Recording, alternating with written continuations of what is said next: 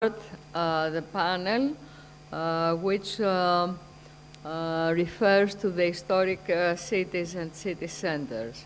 It is my honor to convey to you the address of the Mayor of Athens, Mr. Kostas Bakoyannis. Ladies and gentlemen, it's a privilege to participate in this conference, and I would like to thank the organizers for their kind invitation, and of course I would like to pass on our congratulations for bringing us all together despite the challenges of the pandemic. I have the great honor to serve as the youngest mayor of Europe's oldest city. Athens is actually the definition of a resilient city. Around here, around the Acropolis, for thousands and thousands of years, human beings have continuously inhabited and created strong communities. I'm actually stressing this factor because it's quite important to remember that although we're talking about the future, and although we need to focus our agenda forward, we do come from a past, a glorious past, that can actually be the roots for the tree to grow. So practically, where are we right now? Athens is at a crossroads. We're actually undergoing three transitions. Number one, a social transition, since the economy is changing, especially with the advent of new technologies. We saw this during the pandemic, which was a catalyst. Number two, a green transition. Athens is responding to climate change, or to be more exact, the climate crisis. And number three, a digital transition. Athens is actually, as we speak, changing the relationship between its citizens and the city. We know fully well that this is not going to take just a few months or even a few years. We know that this is a job of a decade, but we feel very, very optimistic. We feel that this is the moment of Athens, much like it was the moment of Lisbon 10 years ago, of Berlin 20 years ago, or of Barcelona 30 years ago. And this is the moment of Athens because despite the deep financial and economic crisis, don't forget that no other economy in the history of recorded economics has actually experienced such a crisis in peacetime. And although there was a time back in 2014, 2015, when Athens resembled the Weimar Republic, we didn't just bounce back. We bounced forward with our democracy as strong as ever, as our institutions as well established as ever, and having isolated populists, radicalists, and extremists. So now we see a great interest in the city. We see a great investment interest, but we also experience the positive energy of our young people. Those young people who have been through bad times, through hard times, but never gave up, that never compromised, that are here, present, with aspirations, with ambitions, with dreams. They are our guiding force. And the city is moving forward. We actually have three stated goals. Number one, we want to reclaim quality public space, and we want to redistribute this public space. The 20th century was a century that saw cities being designed around cars. In the 21st century, cities should be designed around human beings. Our second goal is so-called sustainable mobility. This is extremely important, especially if we think about the environment. Don't forget that 70% of CO2 emissions are actually created in cities. Very simply put, we want a new balance between the rights of drivers, passengers, pedestrians, cyclists. And number three, we want to change without losing our soul. Now, I cannot stress this well enough. Let me explain. I have the privilege of talking to you from the City Hall. Just, a few meters from here, one can see a modern boutique hotel. Another few meters, one can eat at an amazing restaurant or cafe that could well be in New York, in Paris, in London, or in Tel Aviv. Further down, one can buy spices from a spice bazaar that has been around for decades and decades and decades.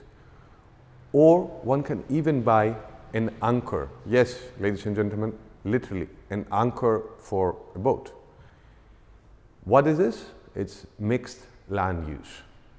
We don't want Athens to become an ancient Greek or neoclassical Disneyland.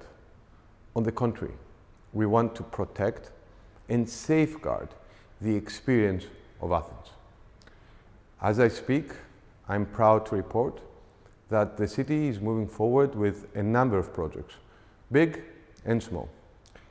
And it's very, very clear that all these projects are important because they have to do with the daily life, with the improvement of the daily lives of our citizens. It could be a pocket park that will not change the city, but will change a neighborhood, or it could be an investment in our urban lungs. For example, the projects that are underway in the National Garden or the Lycabettus Hill. If you put it all together, more work, more construction is being done as I speak in Athens now than a few months before the 2004 Athens Olympic Games. But we still know very well that for everything we have done, there is so much that we still need to do. And now we are now turning our focus to actually taking care of our buildings. We are blessed with great heritage that we want to actually protect, but also bring into the 21st century. And this is a key challenge for the city. Ladies and gentlemen, thank you so much for allowing me to share a few thoughts today in Athens. I'm looking forward to seeing you again and welcoming you to our city. Please consider yourselves Athenians. Thank you. I have the honor to invite my good friend and a great lady, Liminaidis, advisor to the Secretary General of the Organization of World Heritage Cities, to take the floor and moderate this panel. Thank you, Lee. Thank you very much, Donia, dear friend of many, many years. So, first of all, thank you, Tonia, for the invitation to take part for the second time in this conference, the second edition, and to your team with your guidance for the great organization. It's quite a task to pull all of this together. And this panel discussion, as Tonia has already said, will deal with historic cities and centers, new reuse and preservation strategies, applying circular economy. Now, I would like to introduce the panelists who will contribute to this discussion. And as Tonia already mentioned, due to other commitments that just came up, we will not have the mayor of Athens with us, Kostas Bakoyannis, but we will have, and do have, rather, Ms. Bonnie Burnham, the Cultural Heritage Finance Alliance president, and former president and current President Emerita of the World Monuments Fund. The alternate minister as well was called to Parliament, so we will not have the honor and pleasure of his company today and contribution, but we are very, very pleased to have the Secretary General for Tourism Policy and Development of the Hellenic Republic, Ms. Vicky Loizo, who will be with us. Unfortunately, Maria Gravari Barba will not be able to join us today from Paris, and the representative of the Mayor of Rhodes, Stefanos Drakos, who is the Vice Mayor for the medieval city of Rhodes, will represent him. We do have the Professor Emeritus, Eleni Maestru. Hello, Eleni, so good to see you. From the Technical University of Athens, and the Society for the Environmental and Cultural Heritage, and as well the Council of Architectural Heritage President. And of course, no panel would be complete without our dear Antonia Moropoulou. As well, we have with us online Mike Turner, a dear, dear friend, who is professor of the Bezalel Academy of Arts and Design, Jerusalem, and also the UNESCO Chair in Urban Design and Conservation Studies. And then as well, we have Professor Stefano Della Torre of the Polytechnic University of Milan, of the Department of Architecture, Built Environment, and Construction Engineering. And it is great, great pleasure to have as our rapporteur, Harry Kokosis. Here we are, Harry, Professor Emeritus to the University of Thessaly, the Department of Planning and Regional Development, and EC consultant on spatial planning and environment, tourism, sustainable development, insular development, and everything else. Thank you. Bravo. So,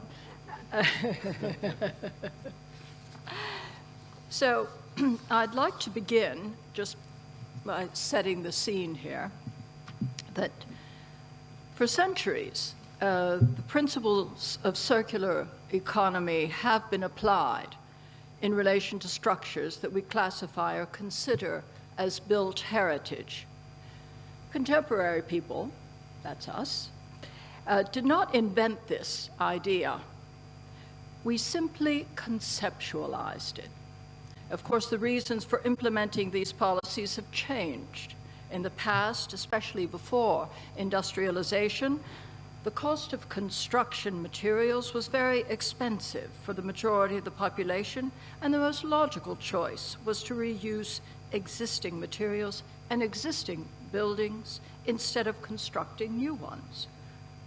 Today, the realization that human activities have caused environmental degradation, destruction of habitats, and alterations to ecosystems that endanger human well-being has led to the pursuit of more sustainable strategies in order to reduce the total resources extracted from the environment and reduce the waste that human activities generate.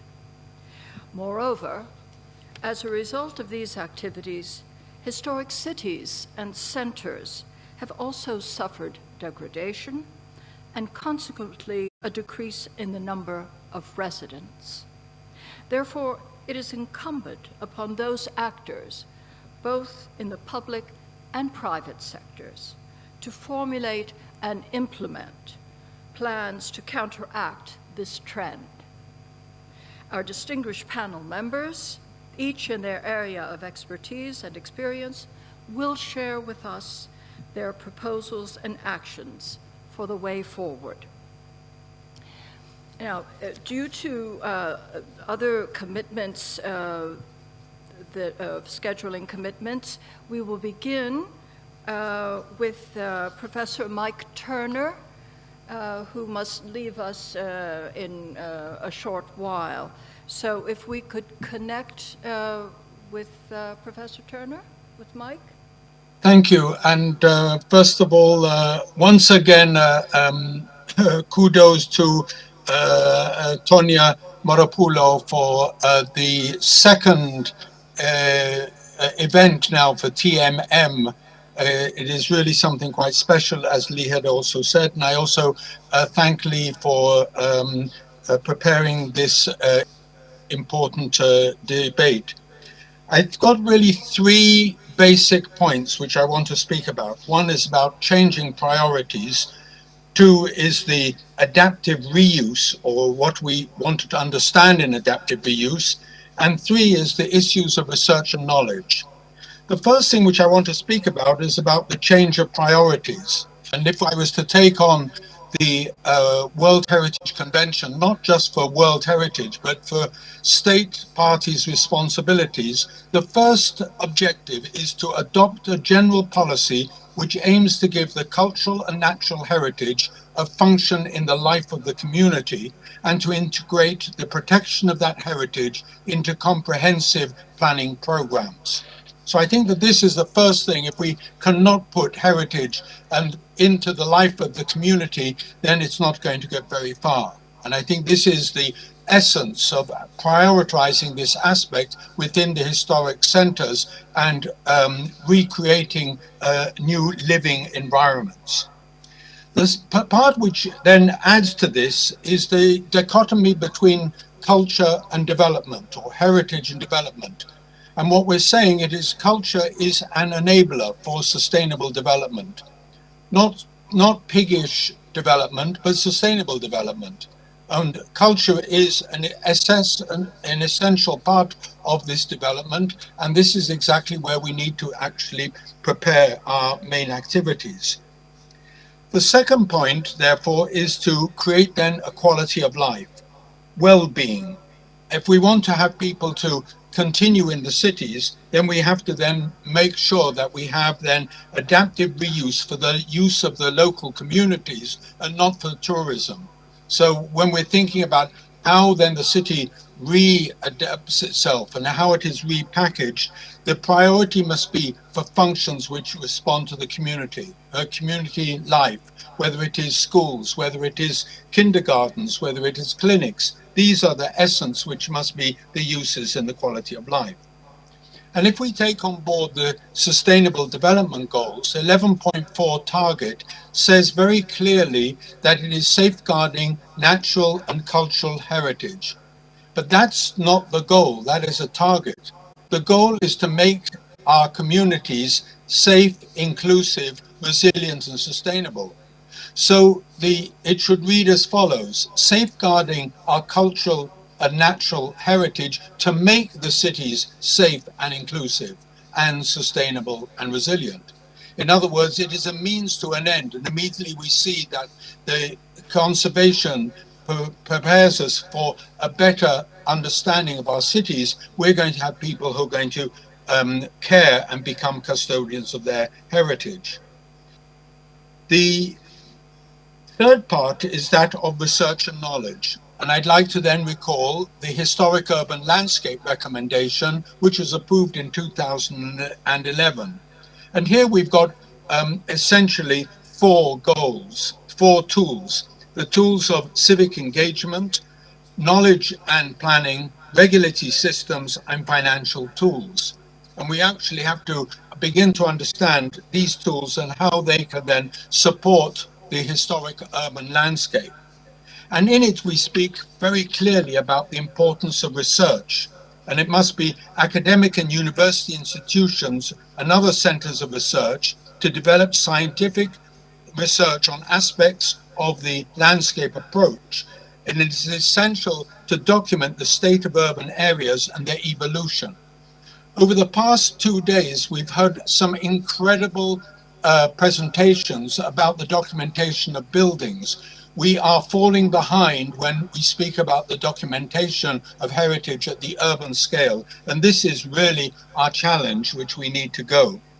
And if I was then to go back to the convention then says, after the third point, to develop scientific and technical studies and research to work out operating methods which will make the state capable of counteracting the dangers that threaten its cultural or natural heritage. I rest my case. In other words, the actual World Heritage Convention is not very much about listing about sites, but in fact managing the heritage for putting for the actually community. And this brings us to the life and the research which we need to do.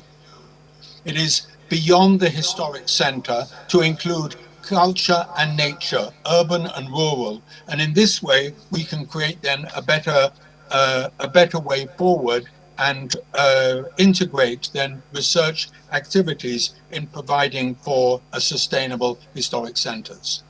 Over. Thank you so much, Mike. Thank you very much. And the way in which you divided into three, the priorities and the adaptive reuse, the change in priorities rather, the adaptive reuse, and also research and knowledge. And the whole idea, and this is something that in the organization as well of World Heritage Cities, the striving to maintain our cultural heritage, our built heritage, within the mainstream of life of the city, and giving new functions to these buildings. And also you touched on something that is very important to us as well, the quality of life, the livability.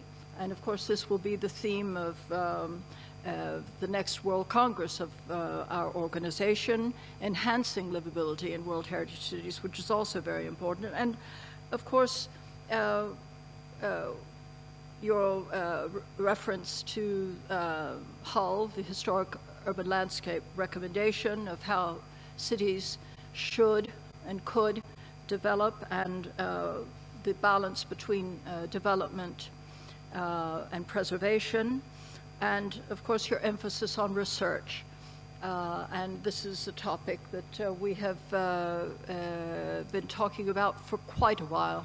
And as I mentioned 2 days ago, that one of the concepts from one of our earlier World Congresses, which was held in Rhodes in 2003, and that Tonya, where Tonya served as chair of the scientific committee, was that cities should be open labs for research and for the implementations of policies. So thank you very, very much, Mike. Do we have any either questions or comments from anyone? No? At the moment? All right. Thank you so very much, Mike. It was quite complete. So now we will move to the Secretary General for Tourism Policy and Development, Ms. Vicky Loiseau. Vicky, you have the floor. Thank you very much for the invitation to participate in this conference on circular economy, and specifically on this in this panel on historic cities and centers. Actually, it is historic cities and centers which are a traditional tourism product. So it is for us a priority for further develop this product. And at the Ministry, it is a priority to create an advanced tourism product which integrates nature, people, culture, and history. And it is exactly this that we want when talking about historic cities, that we want to integrate all this into an unforgettable experience for the visitor. But this cannot be done without taking into account the global trends or the global crisis. And we are now facing two global crises, climate crisis and the COVID-19 crisis. So both actually dictate us the way forward. And despite the fact that we talk about a crisis, or two crises actually, it is an opportunity for us to take into account all the new trends that the visitors have showed us. It is slow tourism or quality tourism, the new trends for the visitors. And circular economy is a priority, so as to really have a sustainable development for tourism. At the Ministry, we have a 10-year strategy for sustainable development, for sustainable tourism development that we are planning, so as to actually make tourism fit for the future. This is what we say. We want to make tourism more resilient, more accessible, more diversified, more digital, of course, but mainly more sustainable. And we understand that circularity leads to sustainability, but the opposite is not always the case. But it is really important to understand that we need to draw the lessons needed to be learned and to start designing the future tourism ecosystem, taking into account all the major milestones as concerned as food waste reduction or energy efficiency or other values of circular economy. And it is really important to understand that sustainable development has 3 dimensions. Apart from economic and environmental, it also has the social dimension, which is really important to us. So I'm very happy today because I'm coming straight from the Parliament, where we have a new law where destination management and marketing organizations have been set. This law will be adopted next Monday, and it really gives the opportunity to have a local and regional strategy so as to monitor these circular economy initiatives and give the opportunity for the cities and the historic cities mostly to promote sustainability. It is also the National Observatory for Sustainable Development, for Sustainable Tourism Development, which is included in this new law. And we believe that it will play a major role providing all the necessary data that we need for policy design towards these new tourism ecosystem that we want to create, taking into account, of course, the principles of circularity. Last but not last, I would like to highlight the importance of educating ourselves, the visitors, and establishing rules for what we really believe so as to lessen environmental and ecological damages caused by tourism and sometimes over-tourism. It is really important to create the standards. That's why we work together with the Hellenic Chamber of Hotels so as to create a new certification process. Let's say something like green stars for hotels. We are now designing this new certification, and we also want to highlight the social dimension so as to reduce food waste and also work together with the hotels in a new initiative also included in this new law, which is called Hotels 4, and it will give the opportunity to work together with the hotels so as to really work together towards these common new goals of sustainability. Thank you very much.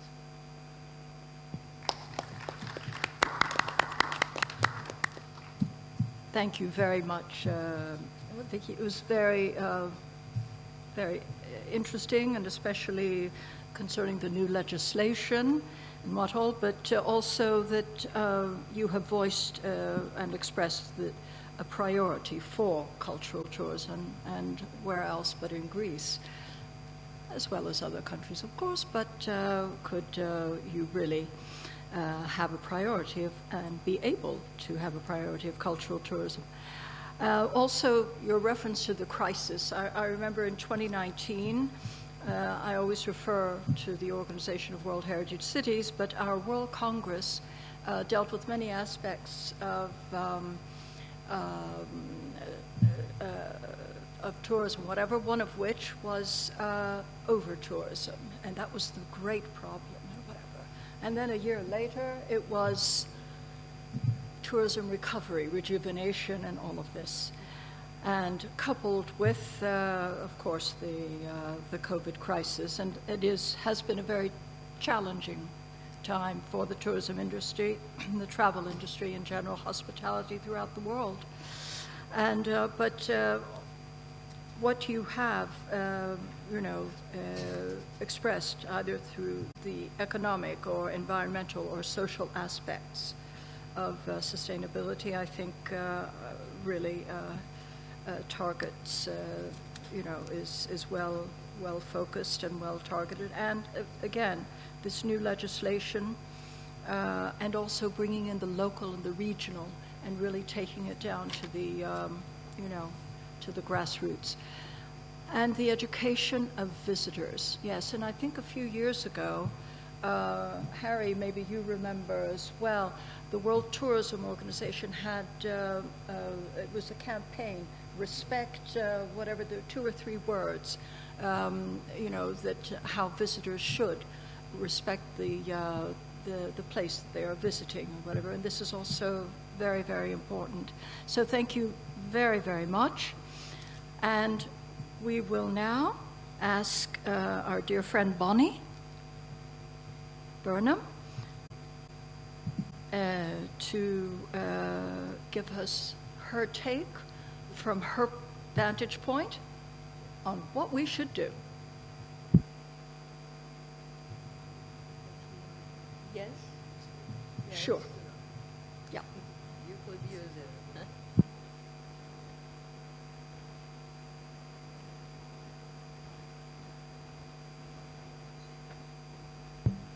Thank you. Is this it?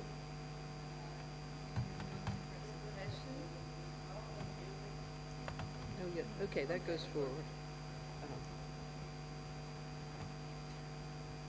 Hi, thank you. It's very nice to be here at the second convening of this conference. Like many other participants, I was here last time, and at the time I was beginning to dwell on a topic that has been very well summarized by the last speaker in the last session, when he was talking largely about the evolution of cities and how they change and how climate change and those factors has influenced. And he said, when we create uses, we create income. And at the end of in the last conference, my thesis was that the income that was being created through rehabilitation of heritage was not really being directed toward the sustaining of the heritage and the preservation of heritage, and therefore it wasn't a circular proposition, but one that where externalities went to others rather than to the principal source of the regeneration.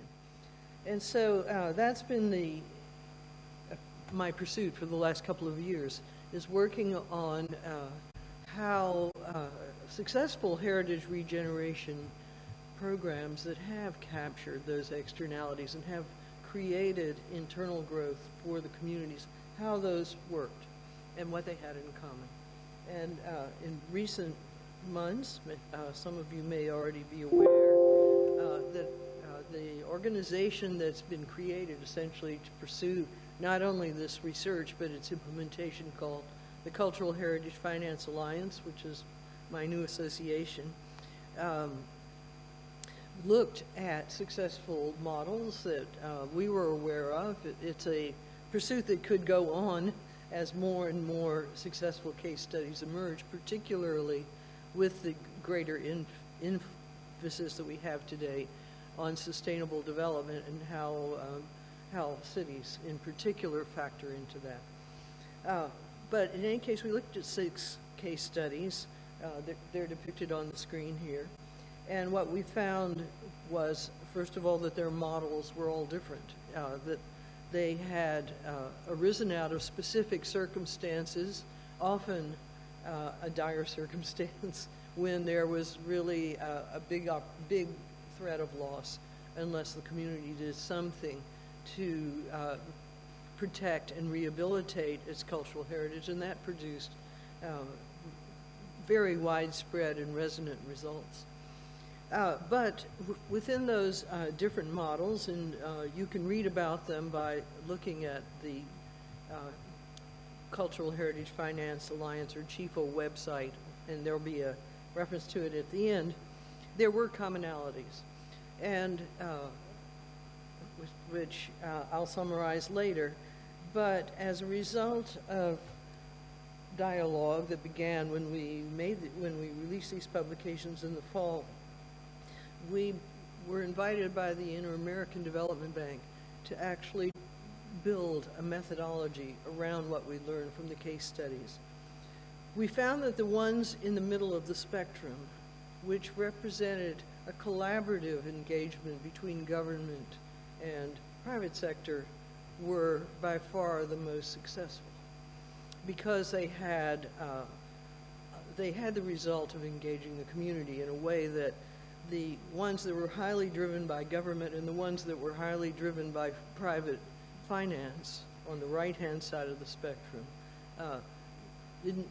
don't have the same level of sustainability.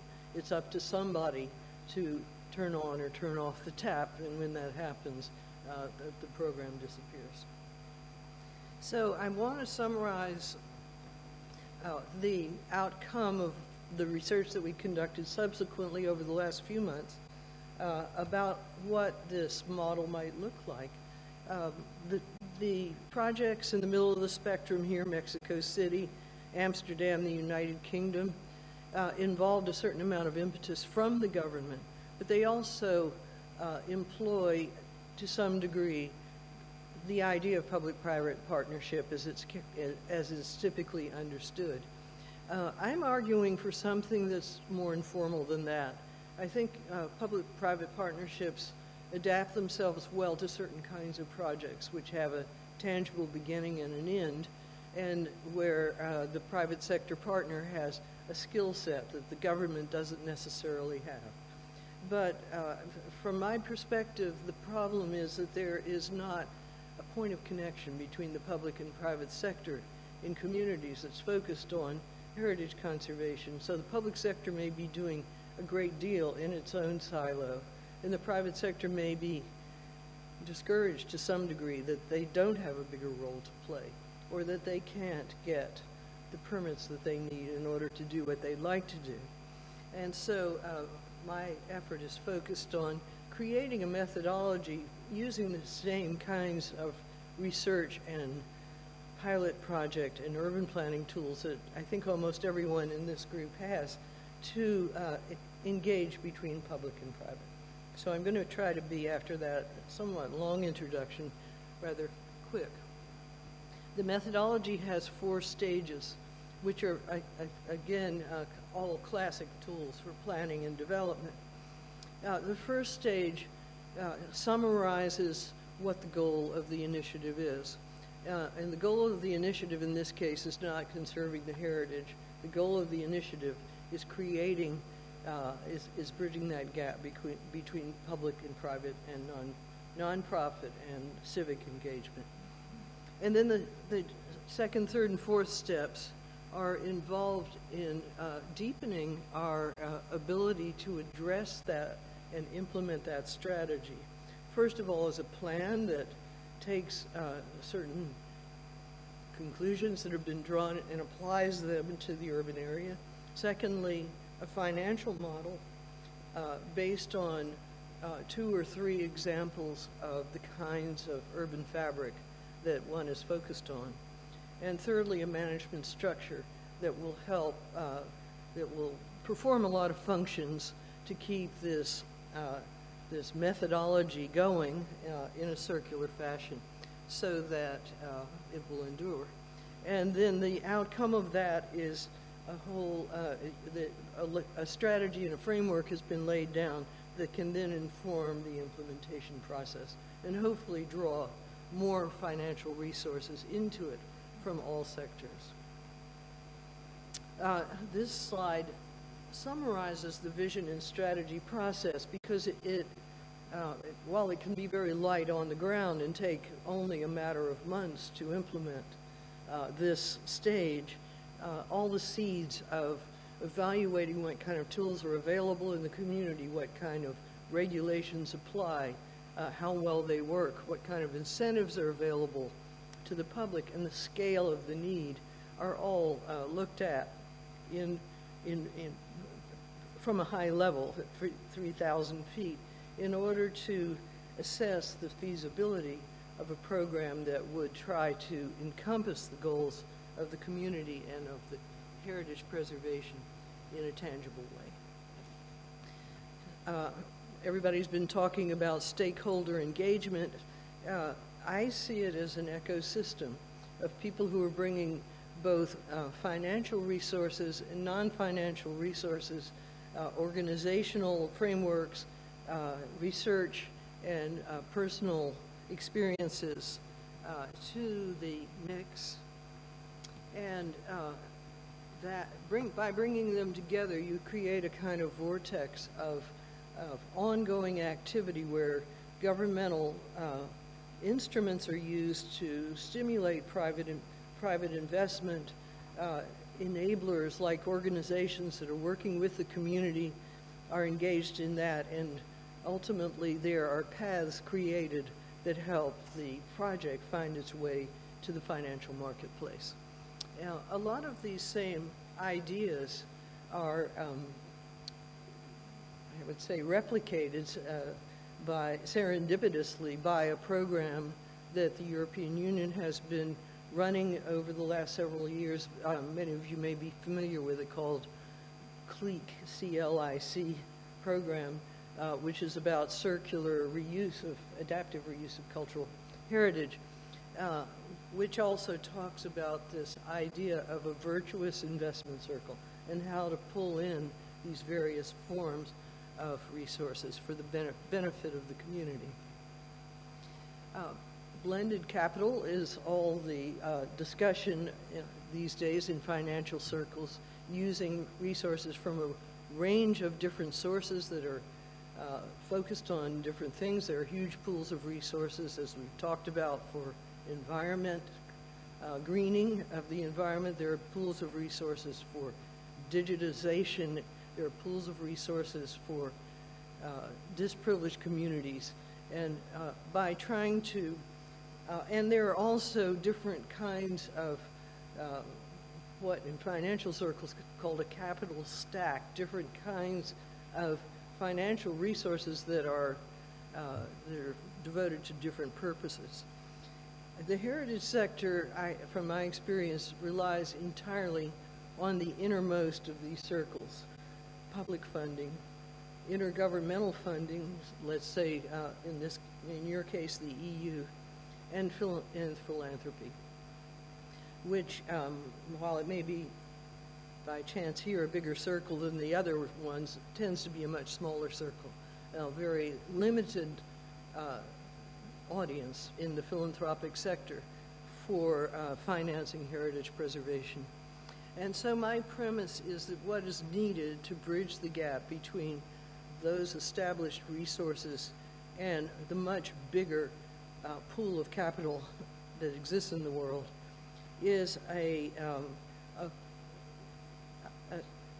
entity devoted to planning this ecosystem and creating the linkages that will make heritage preservation a more attractive proposition for the business community. And that's the one that's depicted in the middle of the chart in yellow. It's early stage capital that in principle would be recoverable as a result of creating more economic activity through reuse. In order to draw private finance into an equation, the financiers need to believe that there's some prospect that they will recover their money at the end of the day and potentially even make money in a financial proposition. And so a very important step in identifying these layers of potential blended capital is mitigating the risk of financial loss. And from my perspective, it would appear to me that there are two primary forms of risk, although there are many that need to be reviewed in relation to cost analysis having to do with environmental issues and things like that. But the two biggest risks are a failure of the public sector to deliver what it needs to deliver in order to enable something to go forward.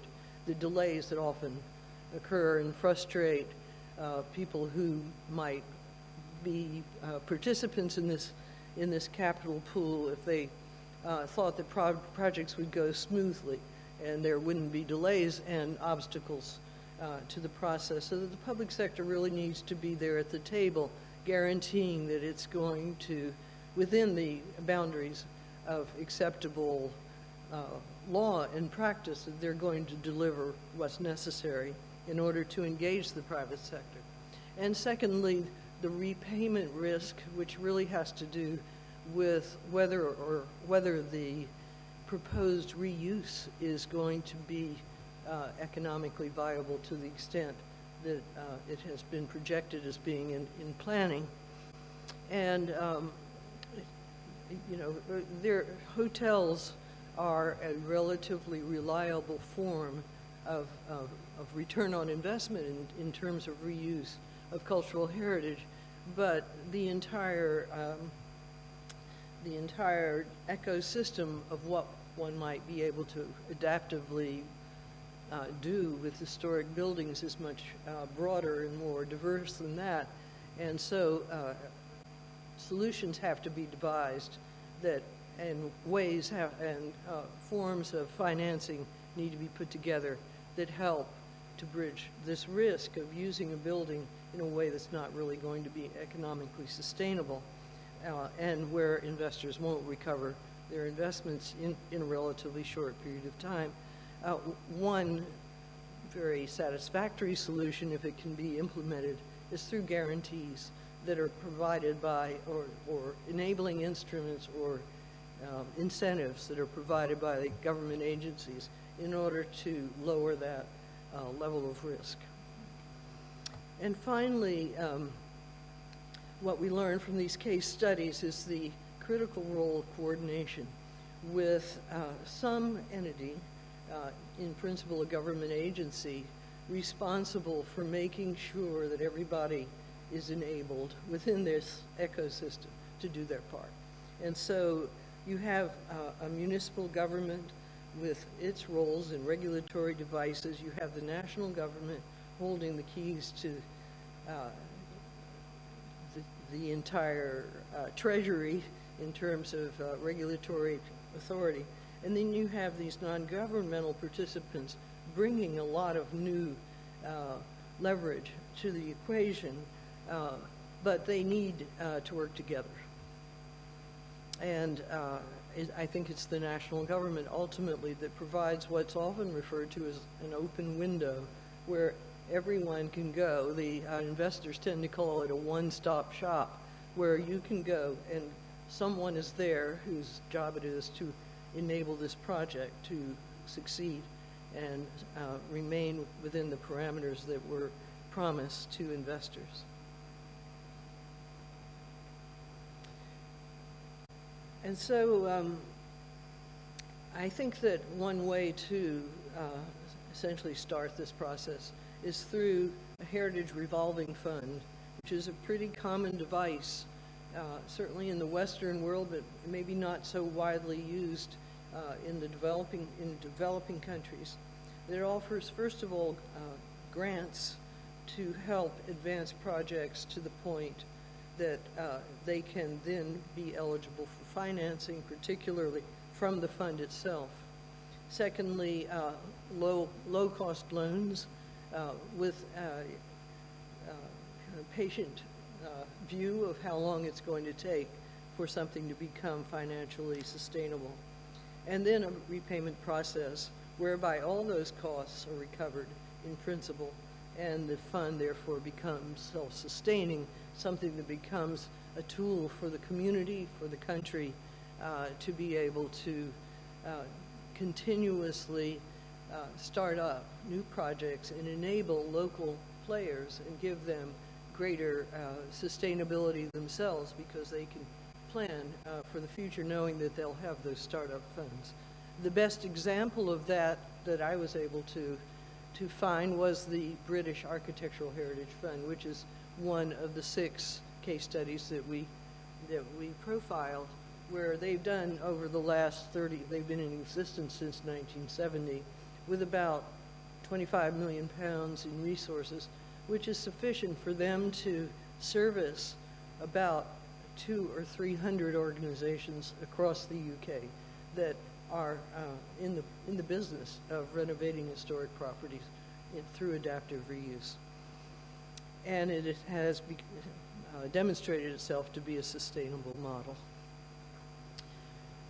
I think the other weakness in the heritage management proposition that I've seen from the financing perspective is the lack of an organization that is able to take and willing to take, innovative enough to advance a whole range of tasks that have to do with communication and promoting the idea and what they're up to talking to their investors, monitoring the status of each project, documenting the projects, serving as a capacity builder in an advisory fashion. And I think that built into this entire financial equation of a revolving fund, of a heritage fund that would attract both public and private players, you need to have an entity that is entirely focused on this purpose. It can be governmental, it can be non-governmental, and it can be private.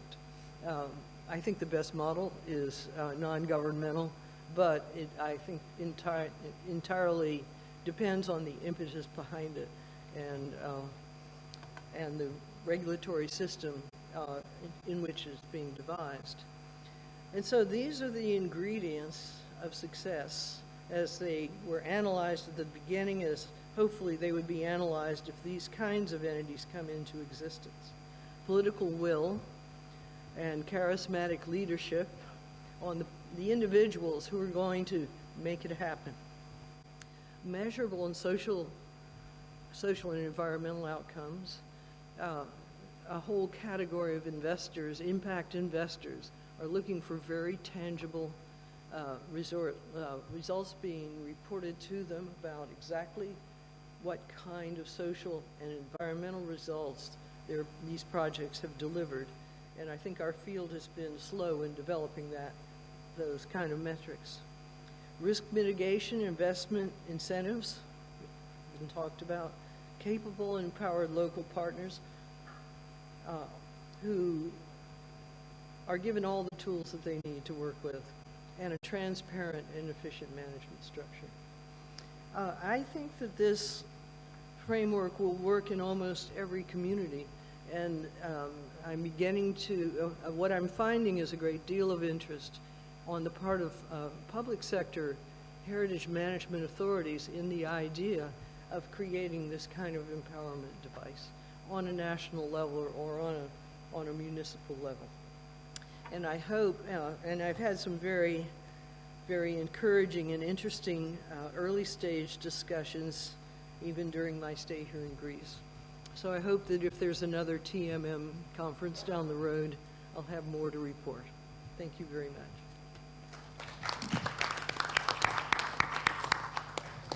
Thanks so much, Bonnie. Some of the things that you have touched on, for example, the idea that the income in the beginning is not funneled back into heritage. And here in Greece, we had, I'm sure that Tonya has told you, or that you know about it, the original protocol of agreement with the Ministry of Culture and the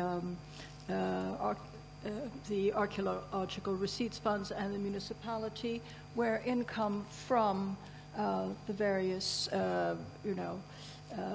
archaeological sites could be funneled, not entirely, but to a certain extent, back into the restoration, preservation, and whatever of the sites. And that now is still pending. The renewal of this contract or this agreement that expired in 2003. But it is true, and that money that is received from the sites should be put back.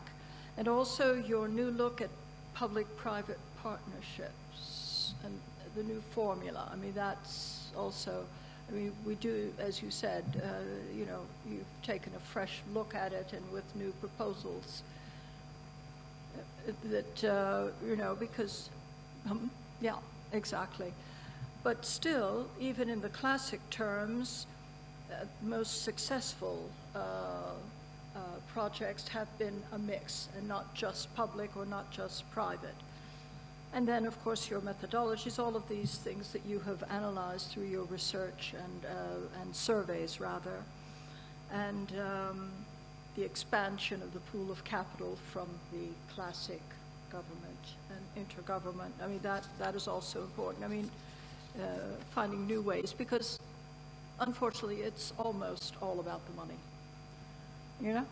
And so, but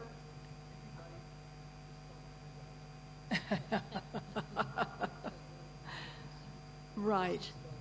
No, exactly. And the revolving fund that you mentioned. But Tonya and I, with your last slide, where you have the ingredients of success, we really like the first one, which is political will and charismatic leadership.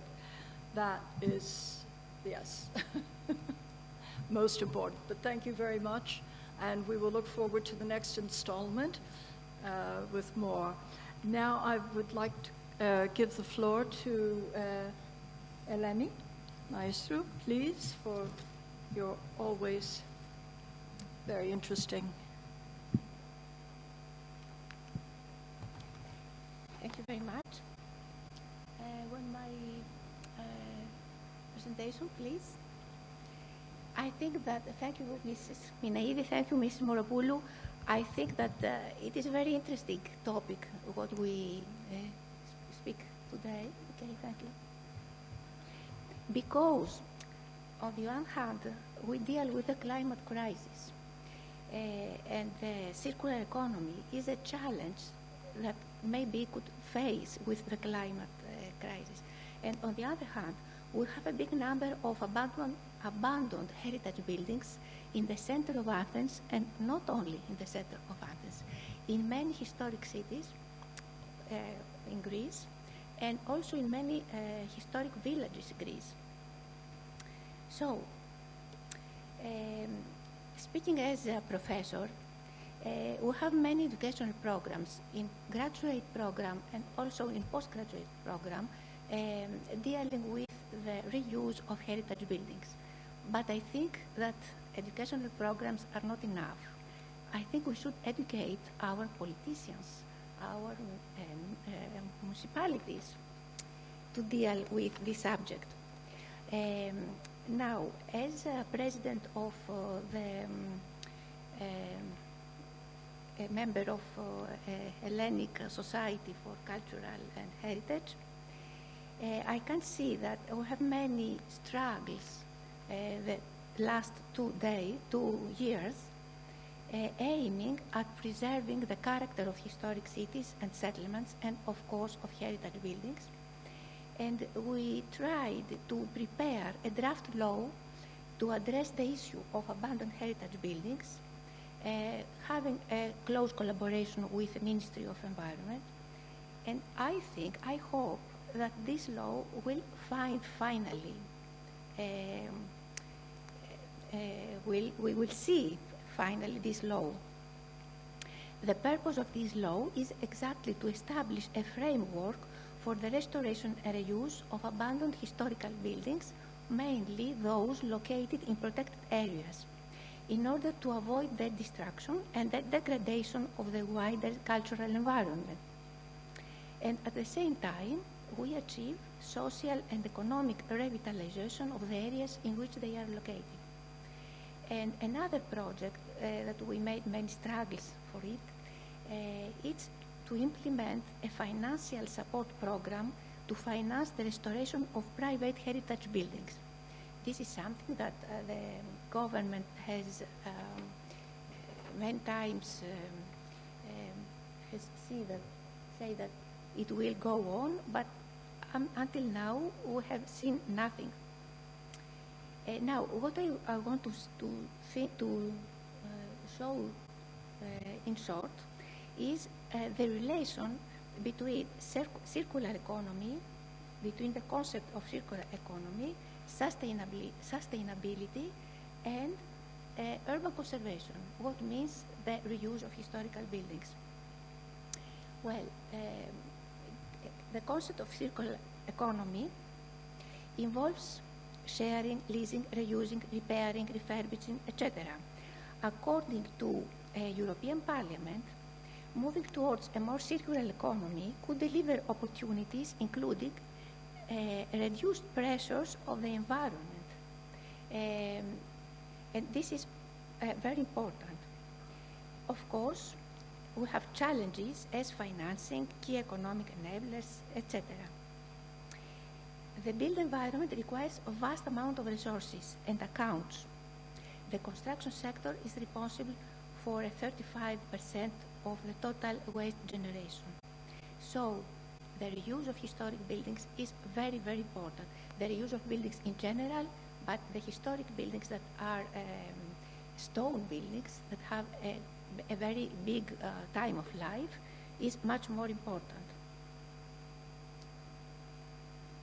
Now, reusing these abandoned or misused buildings, it has many benefits.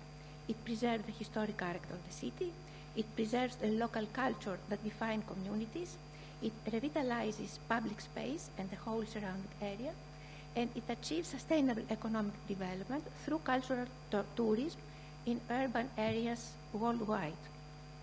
But decision makers lack knowledge of the environmental benefits of adaptive reuse of cultural heritage buildings. And this is a problem, I think, in Greece. Now, according to the definition of sustainability of Brundtland's definition, is that existing building stock can fit into promoting redevelopment within the urban core and promote long-term revitalization. The term sustainable development and the concern of for the environment have been introduced as a recommended strategy to combine what has been regarded as conflicting goals. It stresses the need for the carrying capacity of natural systems and integrates environmental and social concerns. Sustainable development is a development that meets the need of the present without compromising the ability of future generations. This is well known. Now, urban conservation has as main aim to keep the past as part of the feature of the built environment. And it adopts the principle of a controlled growth development while protecting the natural and cultural environment. I can say just two theoretical texts, the Declaration of Amsterdam, that realizes that architectural heritage is a capital of irrepressible spiritual, cultural, social, and economic value, and the above constitute the major preoccupation of sustainability, and according to the Nairobi Convention, that is also very well known, says that maintenance and revitalization of historic areas is needed, and the governments and the citizens should safeguard the heritage and integrate into the social life, but also grants, subsidies, loans at favorable rates or tax concessions should be made available to owners and to users carrying out work provided for safeguarding plans. And that is what is missing from us, from Greece.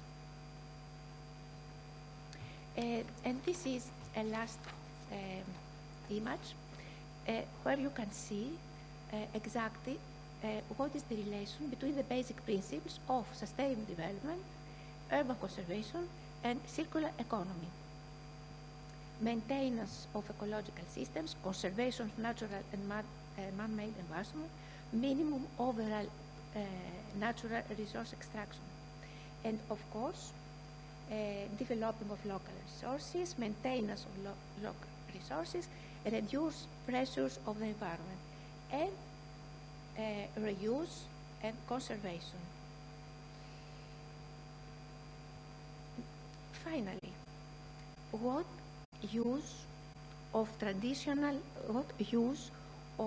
new uses we want in the historic buildings?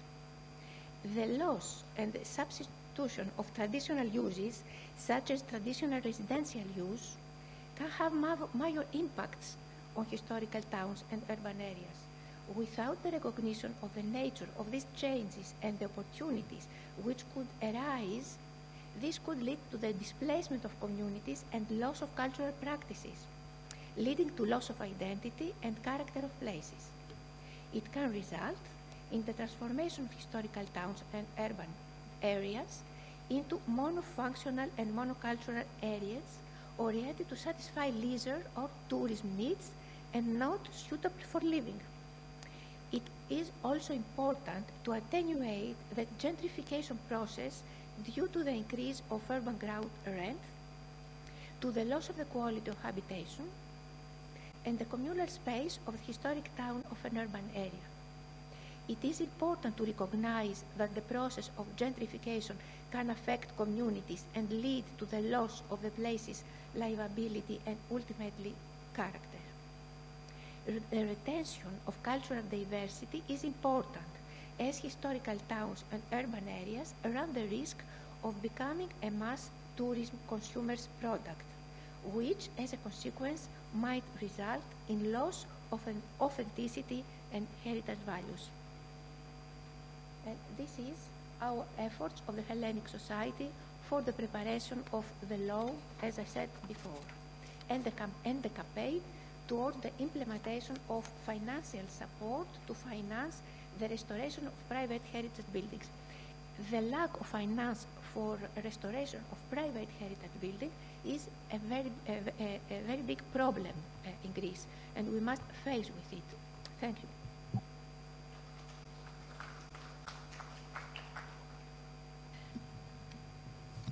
Thank you very much, Eleni, for informing those of us who not know about the new legislation, new laws that do refer to the renewal of public and private, hopefully, and private properties, and the financial support programs, and also the way in which you presented the relation between circular economy and sustainability. I mean, I think that is something that people need to be convinced of the value of something before they will implement it. And I think that that is a very, very important aspect. Thank you so much. Right. So now we will move to the City of Rhodes. guest, the City of Rhodes, and to the Vice Mayor for the Medieval City of Rhodes, Mr. Stefanos Dragos. Stefane, are you connected? Okay, thank you very much. First of all, I would like to say that I'm glad to be here among such great personalities.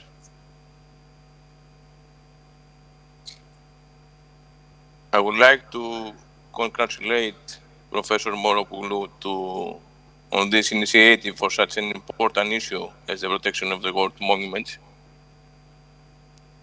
I'm still online.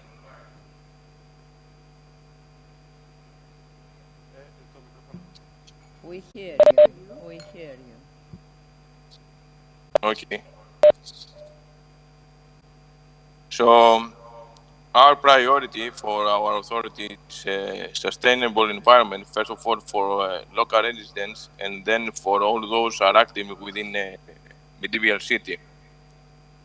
And I'm going to speak a little bit about our design and priorities of medieval city of Rhodes. So our monuments, apart from their historical and cultural significance, are an important parameter of the local economy and are strongly connected and correlated with the tourism. From the beginning of our duties, our goal as a municipality authority was to protect and upgrade the medieval city of Rhodes, respecting the monument history and combining all inside activities with each other. Until 2019, the medieval city was a city with many elements of pathogenesis, with the main problems being the traffic, the measure of public spaces, and the maintenance of the infrastructures. As an example of implementing a policy aimed at ensuring a sustainable environment, I will refer to the successful resolution of traffic problem. Thus, until 2019, medieval city was a place where cars were not typically allowed to move, but the reality was different, with over than 3,500 cars moving inside. Thus, with the aim of restricting the movement of cars, an integrated traffic control system was designed using systems of artificial intelligence, smart cameras, and giving transportation solution to the citizen by using municipality electric cars for free. Finally, the result of the measures was a reduction of traffic by 3,000 cars on average per day. But the planning did not stop the traffic problem. We are ready to sign with the Ministry of Culture the new programmatic agreement with the horizon of the next 20 years, with the aim of transforming the medieval city into a smart castle city. The main goal of the design is the central management of the city from an integrated system of real-time monitoring of the needs and problems that are created, so that with the appropriate resources, the solution can be given immediately. Many of the projects described in the agreement have already started and are being implemented by the municipality authority in order not to lose a single day of our term, recognizing the importance of the monuments. For the end, I would like to dwell on the difficulties that exist in the implementation of the policies that come many times in contrast to the reality so far, that has led in many cases to the degradation of the monuments. Appreciating and evaluating the reality and the importance of the cultural heritage of our places, the most important parameters of the design and the theory is the determination of the implementation of that, isolating any kind of political, many times, cost. In closing, I would like to thank our mayor for this try that we do, the governor of Southern Aegean, Georgios Hadjimarkos, the Minister of Culture, Mrs. Mendoni, and finally the Prime Minister of the country, Kyriakos Mitsotakis, who will be our side in this difficult task. Thank you very much.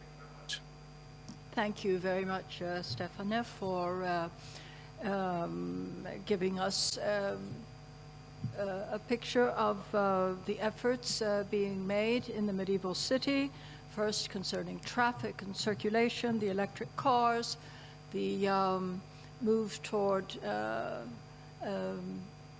making roads a smart city, and all of the work that is being done in conserving, preserving, and managing, especially in the medieval town. Thank you very much. Now I would like to invite Professor Stefano Della Torre, so professor of the Polytechnic University of Milan in the Department of Architecture, Built Environment, and Construction Engineering. Professor, the screen is yours. Thank you. WebEx, thank you very much. Online. First of all, I want to thank Professor Moropoulou for inviting me and for putting my name in this panel. I have a short presentation. I try to share my PowerPoint.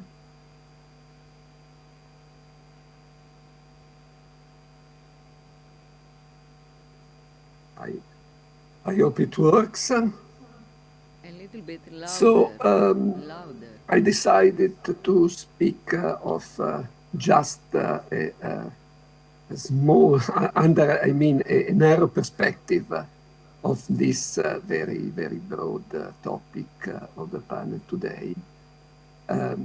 Obviously, I agree with everything that has been said about planning, about reusing abandoned buildings and so on. I just want to add something about the reuse methodology. The premise is that when we speak of sustainability for cultural heritage, we are saying that heritage is a non-renewable resource. And actually, circular economy is exactly the strategy to deal with energy, raw materials, and so on, in order to reduce, to avoid any waste, and to conserve resources of our common planet, and reuse instead of demolition and reconstruction is exactly what is perfectly fit. But which kind of reuse? We used to say adaptive reuse, saying that, suggesting that by reuse we can comply with modern needs. Of course, passing through adaptation works. And the question is if adaptation works respect cultural values, respect authenticity. On the other hand, cultural values and authenticity maybe play a role, and we have to underscore which role in economy and also in circular economy paradigms. If we speak of a four-domain scheme of sustainability, this is the popular icon of cultural heritage was for Europe, counts for Europe research 2015. We have to say that yes, cultural heritage counts, and there are value production mechanisms which go beyond the market values. And culture is very important for economy just because there are mechanisms which work beyond the market values. Therefore, we can state that cultural values and authenticity should be part and conserving reuse processes. And I think that the adaptive reuse approach does not guarantee this target.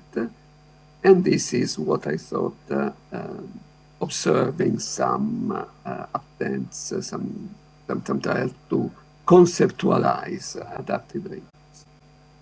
That's why I introduce the term or the metaphor of coevolution.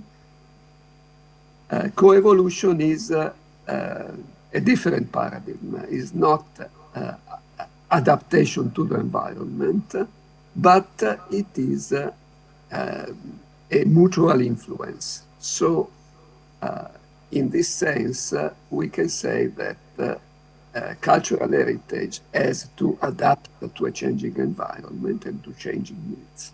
On the other hand, the environment and the needs will evolve in a different way because of the presence of cultural heritage. This scheme has been already adopted for cultural landscapes and traditional agricultural landscapes, saying that they are living knowledge systems.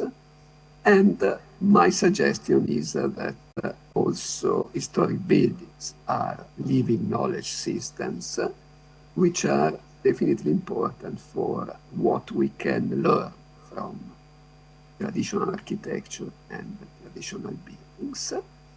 And this approach can be very interesting for change management because it's a matter of way of thinking, how we can think not only the history of our cultural heritage, but also how we can think the strategies for next generation and for the future. So in this sense, reuse means to keep the potentialities for a coevolution.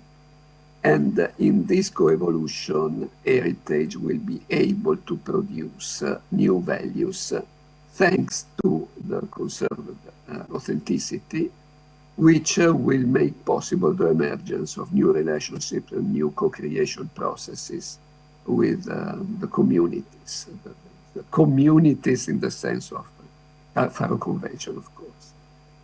So we can rethink the relationship between conservation and time. And so we can make a shift from restoration or adaptive reuse to conservation as a process, also introducing an approach centered on the users. And these approaches can support each other in the frame of a circular vision. Thank you for your attention. This is a picture of my campus, and I am so sorry I was unable to travel to Athens and to be with you today. Thank you very much, Professor. I found it very interesting, the question of adaptive reuse and the issue or the question of ensuring authenticity. Authenticity, integrity, and further on, its outstanding universal value if it happens to be World Heritage. I found it not counter-evolution, I found it revolutionary, actually. But, and also the two sides of the expert-centered and the user-centered as well. It's a very, very interesting and I would say thought-provoking, because we are all for, of course, adaptive reuse but one really must take into consideration how it's done so as not to compromise authenticity, integrity, or outstanding universal value. Thank you very, very much for that, Professor. And now, the time has come. I invite our dear Tonia Moropoulou, Professor, to take the floor. Tonia. Thank you, Lee. Of course, we are in front of changing patterns of development and preservation within the crisis of environment, pandemic, and the socioeconomic crisis. And I understand very well that what my distinguished colleagues from the schools of architecture are saying. Okay, good. Because it deals with the agenda of UN 2020, which is focusing on sustainable development for artistic cores, historic cities. I cannot change it. Okay, here we are. Otherwise, we are threatened by a loss of identity. And we know what's the identity we are going to lose, but the question is, which is the identity of the world of today and the world of tomorrow? That's the question of the next panel. But it is actually articulated from whatever we have said during this conference in the panels, and especially here, referring to the historic cities. And according to this question, I wouldn't like to answer theoretically, because as Bonnie Burnham said 3 years ago, I'm so sorry about that, preservation of identity is not a luxury, it's an economic imperative. And she was saying that, quoting the Nobel Prize Robert Merton Solow. So I would like to focus on that point, because if we do not plan on feasible and realistic plans, what we will lose is the chance to preserve our identity, constructing on it for the identity that the world is going to have tomorrow. And that's why I would like just to refer to this pilot project we actually initiated some 40 years ago in Rhodes, and that was the cultural rehabilitation of the medieval city through youth initiatives, which succeeded to establish Rhodes, the medieval city of Rhodes, at the World Heritage List of UNESCO. It was enlisted at 82 after some years, through which, first of all, local population participated actively, and the local authorities, to this effort. And that made it feasible to be understood by UNESCO that these people will have a future. They will be capable to sustain the unique identity of the medieval city of Rhodes. And this question, as posed by Lee, is still open today, because at that time we succeeded to have a program agreement between the Ministry of Culture and the municipality, which actually gave a grant to the historic cities through their organization to move towards a new allocation of power from the central governments to the local governments and to the civil society, which is the new trend of today. But what is happening today, and how could that be realized in a feasible plan? Because, okay, 40 years ago, we succeeded to set on the table this issue. What about our capability to preserve the medieval city? And I'm always speaking not only of Rhodes. Rhodes is the paradigm, is the problem, is a potential solution. These are questions that apply to all cases. The strategical planning for the sustainable preservation of an historic city, which are set through concrete requirements by UNESCO plan, should be studied, and they concern all the problems that are problems of threatening the historic texture, the historic architecture, the historic structure, the historic materials, by environmental factors intensified by the climate change. That's a great problem. We have studied this, and it is not only visualized, as you might see, through non-destructive testing and architectural design, but it is assessed and quantified as well. And this assessment shows that if we want to go to reuse the historic buildings in order to revitalize the medieval city in a way that we would be able to preserve it, to develop revenue in order, through circular economy, to invest in the general public interest of preserving the medieval city, because it's not feasible to give millions and billions through the Ministry of Culture and through the state always to spend if the heritage is not capable through social, economic, and political initiatives to produce revenue, which will be invested for its protection, then we have lost the case, and we shouldn't lose it. That means if we are speaking of the reuse of stock of buildings, and in Greece, a massive case of stock of buildings concerns Athens and Rhodes. We have 1,500 buildings of municipal and public ownership, historic buildings, in the center of Athens.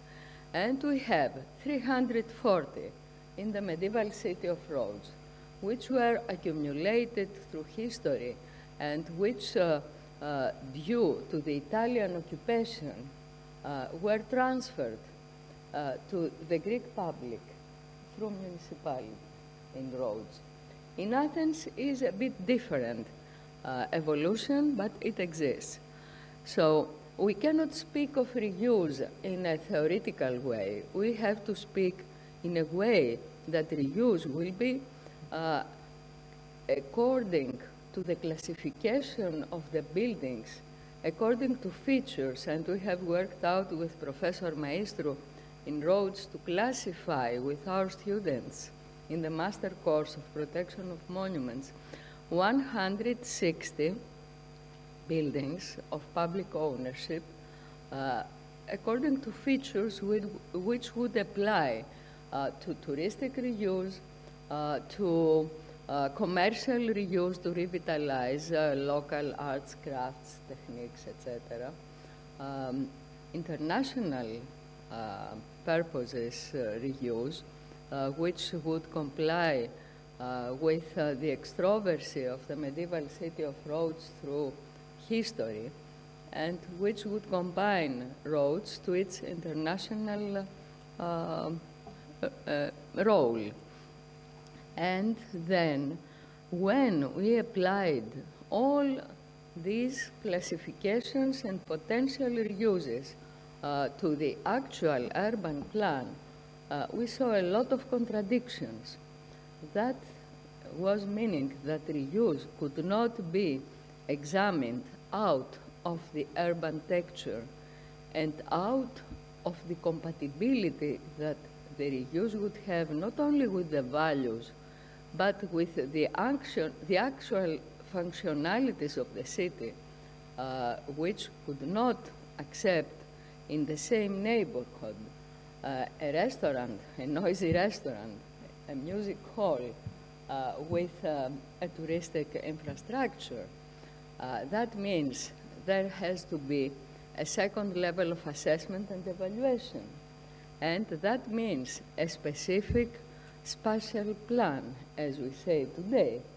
And of course, all the care that Hellenic Maestro and the Hellenic society is taking, along with the Greek government, to establish a law in order to give incentives and to put a framework for the restoration of historic buildings is not enough if in every case, in every city, in every historic core, historic center, there has not been examined on the urban planning the case of reuse and of preservation.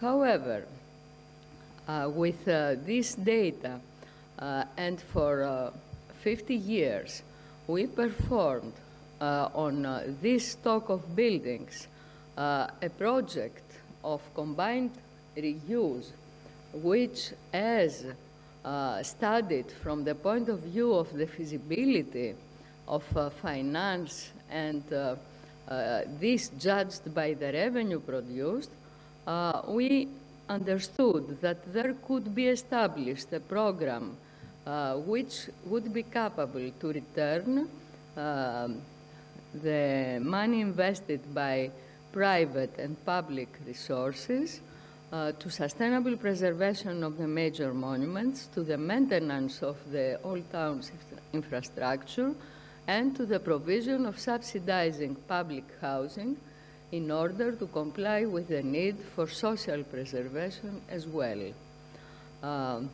That was a very interesting work, which at the next step would be managed on technical level in the spatial data, and on the social and economic level on developing a new institutional framework to perform this.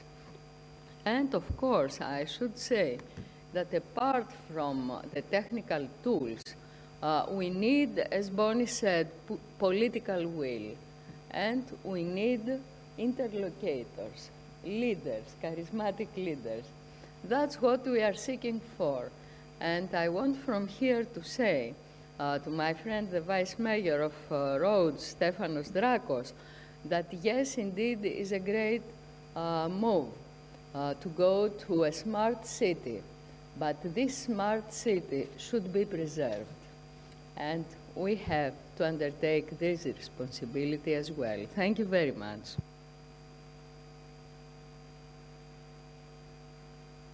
Thank you very much, Tanya. You've touched on so many crucial points, one of which, of course, that Bonnie had referred to as well, the preservation of identity. And also, of course, its economic value and as an economic imperative. But the thing is that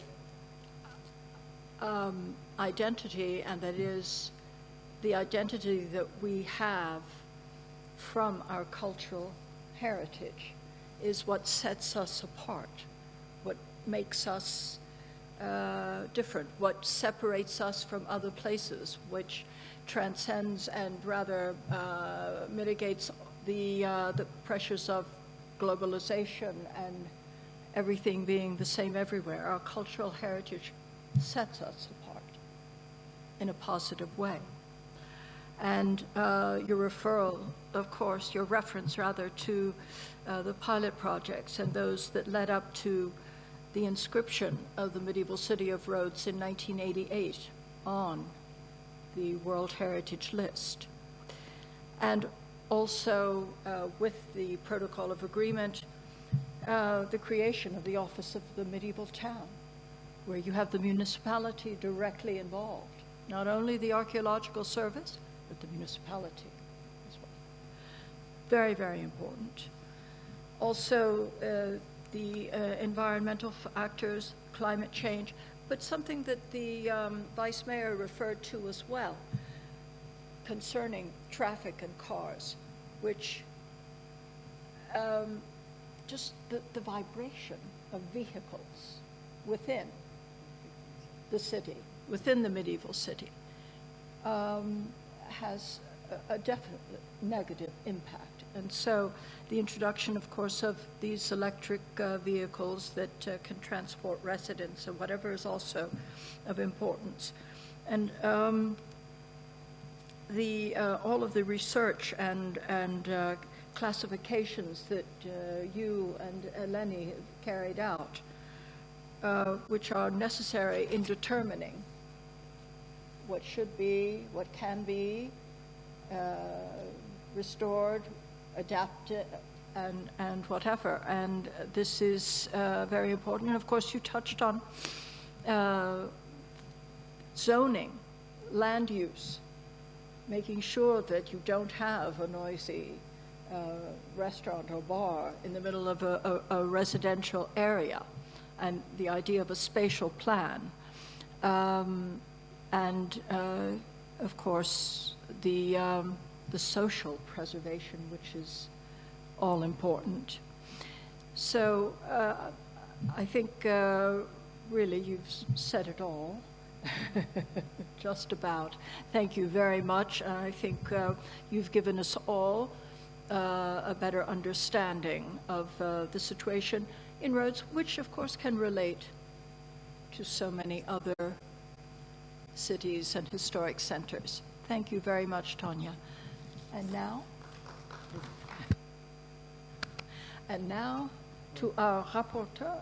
I have nothing to say because our moderator has summarized very well all the points that were raised by the speakers. Well, no, but nevertheless, I you will have to give stay your in own a few slant on points this. that were raised. First of all, it's true that today's presentation, the discussion was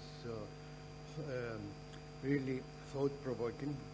It was stimulating and enriching, in the sense that it tries to put us against the regular way we approach cultural heritage and cultural heritage preservation, and it brought forward the necessity to put it in a contemporary context where we have various challenges, and starting from the artificial intelligence and the advancements in technology and the opportunities it provides us to look at various ways of using this, and also not only to use it, but also to rethink the way we approach our own lives, particularly in historical cities. And this is what I think this is the main message that came around.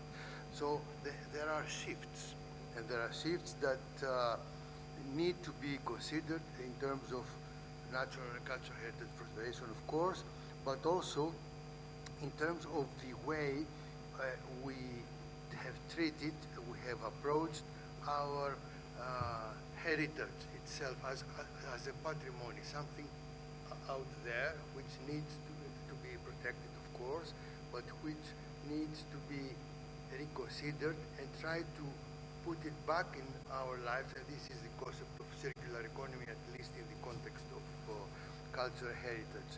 So what was raised was the necessity to change the way we think about things. We have to think of what is the role of the local community, what is the role of science and research, and how it has to provide stimuli and to the community to rethink the way it is approaching its heritage. And also it has to do with visitors, tourism, because as we know, in historical cities, a major attraction and a major economic sector that leads to their development and redevelopment is tourism itself.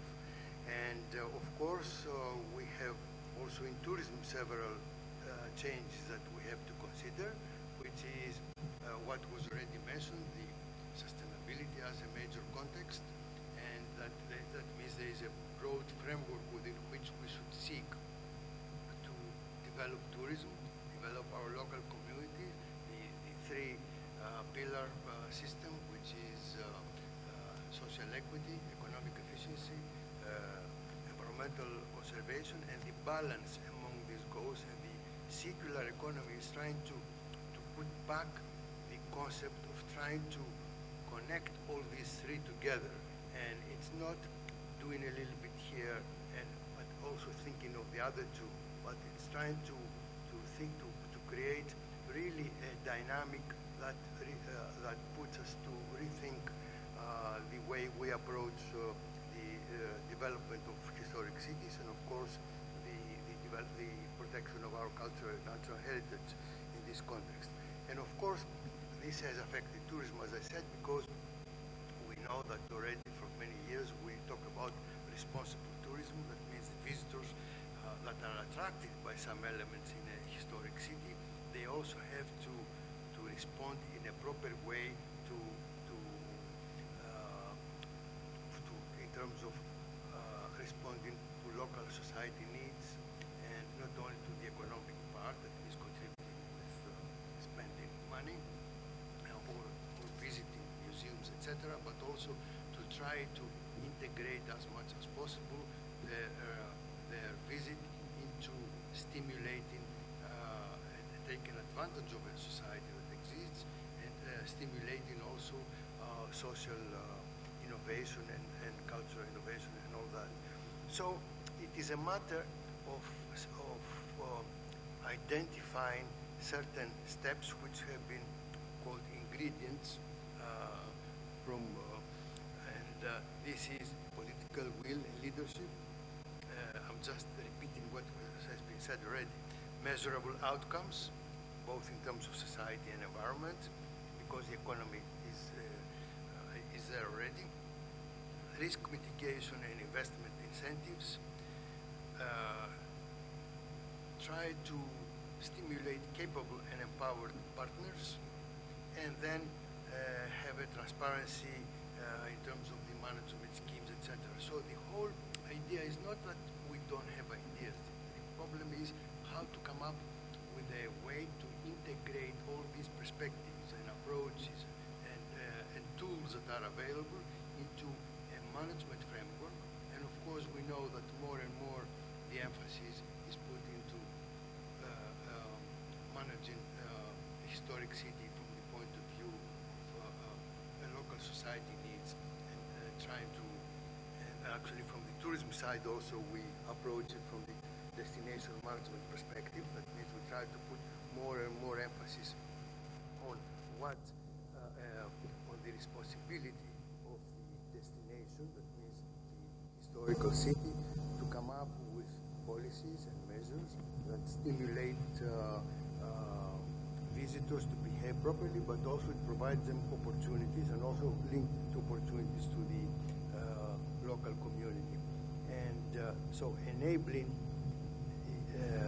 stakeholders can have several perspectives, not only stimulate them that yes, you have to do something, okay, we have to do something, we have to provide a proper framework to do that, both in terms of governance, that means ways of linking public-private sector, also NGOs, the civic society at large as well, but also to try to create a scheme that focuses not only on the phase of stimulating people and try them to get involved, but also to manage it. That means create the conditions so this, so their actions are effective and efficient, so, which means they have to have a proper framework of reference, an organizational component, could be public, could be private, could be public-private partnership.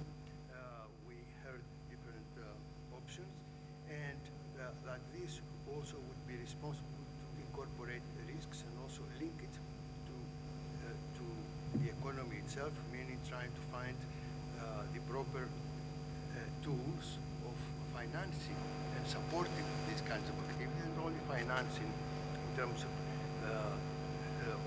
what we know already, but also stimulating the economic development through finance. That means provide opportunities for that. So essentially it's about an enabling framework which is integrated, and this is what we have discussed, I think, so far. And I'm sorry if I missed a lot of interesting things, but I think the moderator provided us the entire detailed spectrum. Thank you very much. No. The rapporteur gave a complete picture. The moderator just, so no, please, thank you. So would there be either any questions or any comments, either from the floor or from online before we close this panel? Is there? I think we are passing to the next panel. All right. Just a phrase. Yes, of course. Sorry?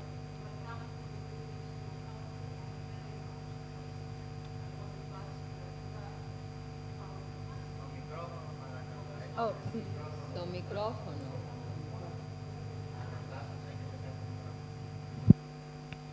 Well, I wanted to ask Mrs. Loizou, General Secretary of Tourism, if you have proceeded with the capacity studies of these historical cities, and not only historical and touristic, the capacity. Yes, because that's it's critical. Because until now, for instance, we design ports for cruise boats that they can bring, for instance, in Zakynthos, they can bring 1 million people per year, which is outrageous. I mean, no one would want 1 million people per year in Zakynthos. But there are no studies, and Santorini suffers a lot of that. There is a study that Hellenic Society has already completed, but I don't know how it's going to be used. And on the other hand, I would just want to refer on the remark that has been made about the money that come from the archaeological sites. They all go back to the archaeological sites. They do. And until recently, actually, because now 60% of these funds, if I'm not mistaken, it's 60%, we only get the 40% of this money. The 60% go to our debt in Europe, as the rest of the income of the Greek public. So, as far as Rhodes is concerned, and other historic cities, that they also are written in the list of UNESCO, under the protection of UNESCO. I must tell you that the people in the Greek ministry, they are working very hard to ensure that each and any intervention concerning either the fabric itself or the use of the free spaces or of the building itself, of the buildings, has to go through many steps until it gets approved. That's why we get a lot of pressure for working faster, but that not means working faster is ignore the details and go forward. So we work very hard on that, and it's the Central Council of the Greek, of the Hellenic Ministry that approves and all these interventions, and we are very, very cautious and very careful. The problem is that many times they don't get our permission, or they go on and do whatever they want, and or they get just permission from the Ministry of, from the local mayors. Greece is not yet, has not been proved that local governors can control efficiently the protection of heritage. So I have to say that. Okay. Thank you. If I may also respond, because, all right, I have served as Deputy Secretary General of the Organization of World Heritage, but also I've served as Deputy Mayor of Rhodes. So from 1991, there has been an effort, unsuccessful effort, and on behalf as well from the Ministry of Culture, to establish or to pass a presidential decree, a land use. This is pending, as well as far as UNESCO and the great distinction given to all, of course, sites that are inscribed on the World Heritage List. At the time of inscription of the city of Rhodes, A management plan was not required. Now, management plans are required by all sites being inscribed, and it is retroactive for cities or sites that were inscribed before. That is also pending for the City of Rhodes. And also concerning the revenue from sites, of course, money is returned back, but not proportionally, shall we say. The stress, the wear and tear, for example, the palace, the Grand Master, or other parts of the medieval town are greater than perhaps other sites throughout the country. The revenue brought in by the sites on Rhodes is much greater, and it is